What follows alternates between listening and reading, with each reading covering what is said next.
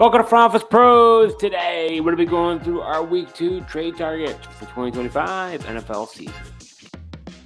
All right, so in this episode, Joe and I are each going to provide one player that we think you should go trade for. And so my player I'm going to be talking about is going to be wide receiver Jaylen Waddle of the Miami Dolphins. Now, some of you may say, why would you suggest anyone to go get Miami Dolphin player? Don't you realize they're a dumpster fire? I could see why someone would be hesitant to go and acquire a Miami Dolphin at all. But I think that's a part of the reason why I'm suggesting you do. Sometimes we are a prisoner of the moment, and as a result, people are saying, wow, Miami is going to be so bad. I want nothing to do with them. Let's all jump off the ship before the ship falls. Shipwrecks, and then we're toast. But I think when it comes to Jaylen Waddle, someone has to be a recipient of that offense. He played 65% of the snaps at Indianapolis. This is pretty low, but I'm pretty sure, if I'm not mistaken, for part of the game, he missed some time there. I think he was banged up or something, but he should be okay.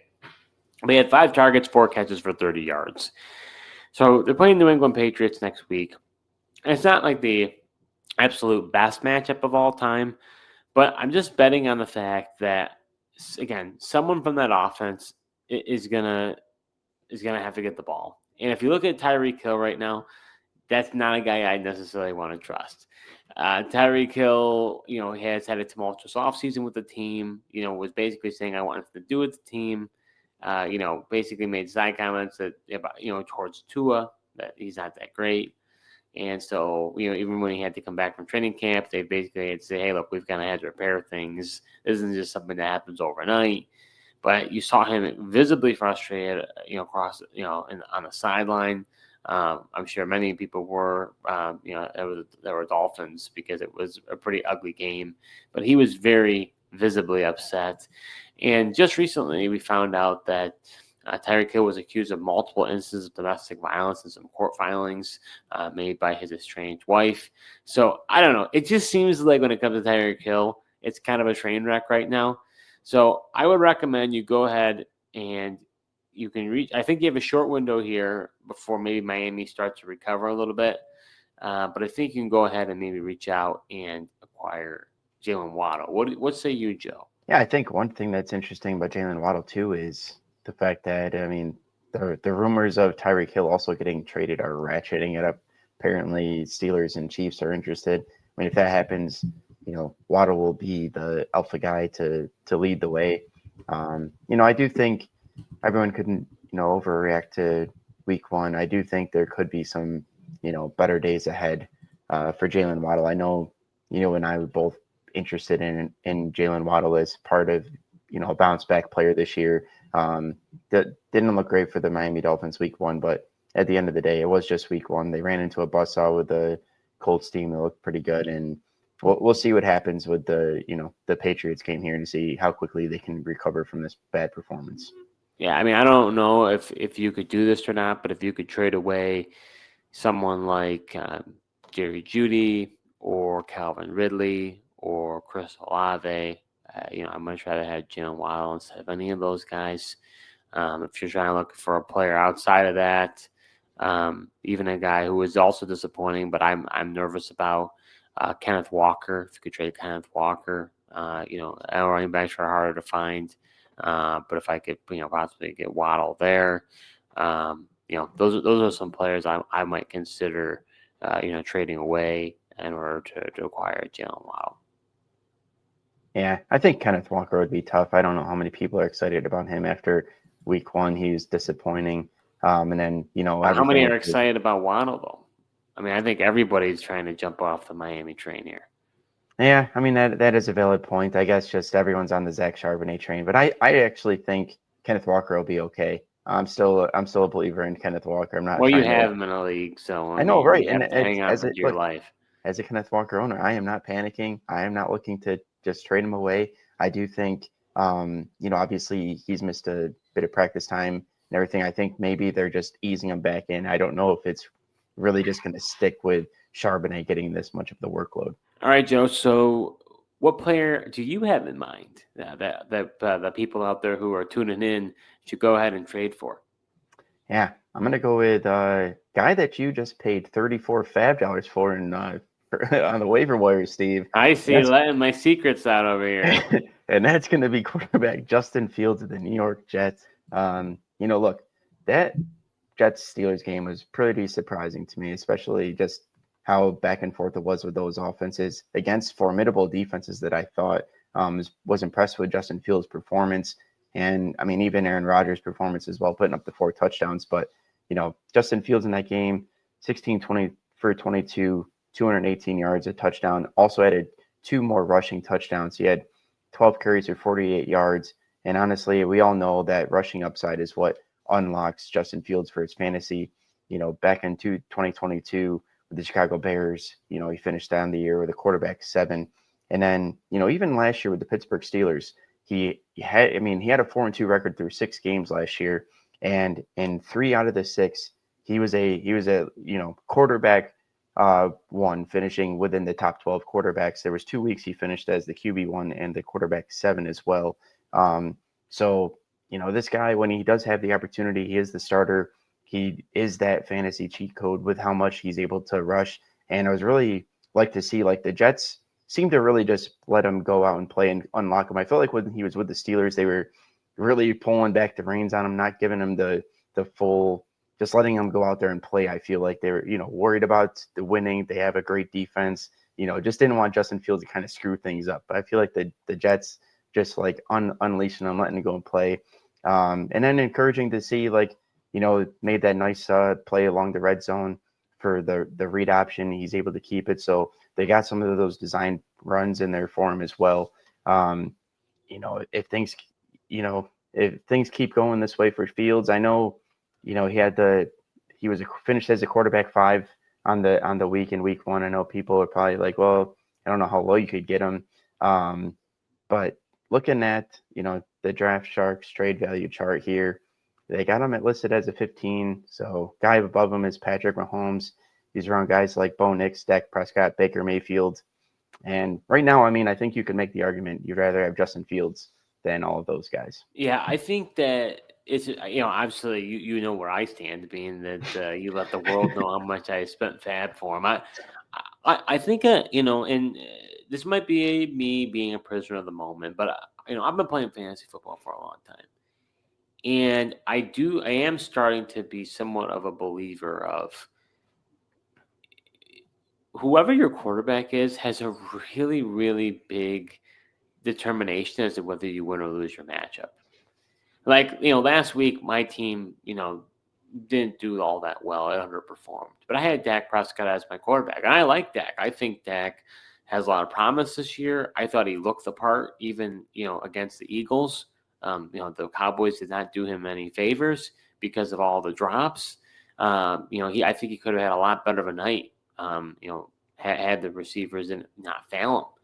But, he scored, I think, something like 7 points, whereas Fields scored above 30. Had I had Fields in my lineup and not Dak Prescott, I'm 1-0 instead of 0-1. And it's like one of those things where it's like Fields is not necessarily a guy that I'm all that jazzed up about. However, he's got Buffalo twice, and we just saw what happened with them. They have a hard time stopping quarterbacks that are dual threat ability. They just do. He's got the Dolphins twice, which are, a great opportunity. I mean, their schedule is not all that difficult. So to me, it's like, I don't know, like I don't want to, even if I have a good week from my other players, if Dak just doesn't pull it together, Cowboys have a much more difficult schedule. I'm like, maybe I need to spend up this money because my bench is already pretty deep as it is. So I'm like, maybe I need to spend up this money to have a secondary option here. Because if not, I'm dipping in somewhere else. And at this point, it looks like Fields could be a reliable QB1, dare I say, the rest of the year. That's what I mean. And I just think, part of the reason I suggest him right now as well is people could just write that off as a fluky week 1 performance, and there's not too much to go off of. But if he comes out and does it again against Buffalo, and, people respect that Bills defense. And if he's able to put together another 30-point performance in week 2, it's going to be that much harder to acquire him. That's why I'm suggesting him to go ahead and get him despite that really good performance in week 1 here. Yeah, and I think it's one of those things where it's like, look, you got to risk it to get the biscuit, and I think it's one of the things that if you don't have a steady quarterback, maybe you did draft a Bo Nix hoping for a year 2 jump. He was very very wobbly in his first start for the 2025 season, so it's like, I don't know. To me, Fields, there's a lot of safety with him. I mean, because of the rushing floor. And the thing is, you don't have to worry about him getting benched like in Pittsburgh. Jets paid him a ton of money. He's the guy. As long as he doesn't get injured, he's not going anywhere. They're really going to have him, showcase his abilities and see if he can be their franchise guy. So you don't have to worry about him being benched at all. I don't believe anyways. Yeah, I don't think so either. That's what I mean. I feel like they got the full trust where, like I said, I really feel like Pittsburgh was just pulling back the reins on him those first 6 games to just hold the fort until Russell Wilson got healthy. That was pretty clear. So I thought he kind of got a raw end of the deal, but this coaching staff really seems to believe in him. And like I said, they're letting him play freely. And I think that's exactly, from playing fantasy, that's exactly what you like to see. And just with his dynamic rushing ability, like I said, it's going to provide him a safe floor. Might not pass for a ton of yards, but as long as he's able to get a rushing touchdown, decent amount of rushing yards, he'll be just fine for you. Yeah, I mean, even in like a super flex format, right? I mean, it's hard, right? He's seeing these names that would be the values that, Draft Sharks has here. But, it's like, boy, would I rather have a guy like Justin Fields or even a guy like Lab McConkey, right? Who showed a lot of, buzz. But, I mean, you're seeing Keenan Allen a lot more involved. Quentin Johnson more involved. They've got Trey Harris. They didn't really even use that much. It's like, is Ladd going to be that dominant guy that we, some expected for him to be? It looks like they're sharing the ball a lot more than we thought in LA. So to me, that would be an example of a player that, I think I would rather, have Fields in a super flex format. Or like you said, I don't know if you could get it done, but, at this point, I'd rather have Justin Fields over Bo Nix. Even a guy like Baker Mayfield or Kyler Murray. I mean, I think their offenses, they both won, but they were kind of masqueraded by that win. I think there's some things to be concerned about for those offenses when they face, stiffer competition. Yeah, and the one thing, Bo Nix, Broncos have a pretty tough schedule. It could be tougher than you think, and they have such a good defense. Like Bo Nix might not have to do too much, where the Jets defense didn't look great week 1, so they might have, they're really going to rely on that offense to be keeping up with people, I think. Yeah, I think it's one of those things. I mean, I know you're a firm believer of not having a second quarterback on your bench. I know that's a big thing for you. You feel heading out of the draft, there's no reason to have a second quarterback. And I typically feel similar to you, but I don't know. I was like, I just can't sit back and watch my team perform and me lose matchups because, going in, I already knew that Dak might have a difficult matchup. And it's like, well, I think he could do good. I'm not going to take away a bench spot. And then I lose the matchup because I didn't play a guy who could be more favorable. I don't know. To me, it doesn't make any sense. Yeah, going into the week, though, I don't think we looked at the Steelers' defense and thought that was going to be favorable for Fields. No, I didn't either. I thought Fields was going to be in fits. I didn't like Aaron Rodgers against the Steelers either. I thought there was going to be a low-scoring game. I didn't think either were going to be as potent offenses as they were. I mean, Jets don't even have all that many options to begin with. So for what Justin Fields was able to do with primarily just Garrett Wilson was pretty remarkable. So that does it for this episode. Joe and I each provided one player that we've got our eye on that we think you should go and trade for. I tried to trade for Jaylen Waddle even as of today, but I didn't have enough. My team is pretty studs and duds.